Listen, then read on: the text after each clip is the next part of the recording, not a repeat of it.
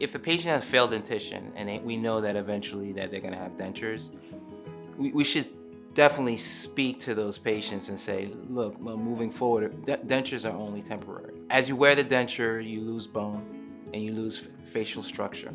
So if we place implants, you preserve the bone and you have good occlusion. You preserve the bone long term. So a full arch would be the best treatment for a patient. You're saving money long term because remember, these are going to be your teeth for several years. So if you have a denture and you're losing bone, it's going to cost more money to put back the bone and then place the implants for your full arch. Patients who are denture wearers, basically these dentures are loose, they come out, food doesn't taste correct, you're not enjoying yourself, self-esteem goes down, you're embarrassed that you have dentures.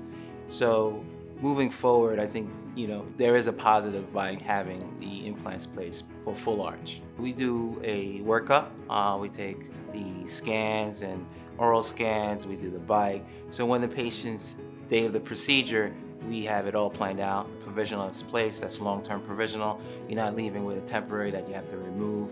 So it's the same day procedure, and it's so rewarding for the patient to leave with teeth, same day teeth.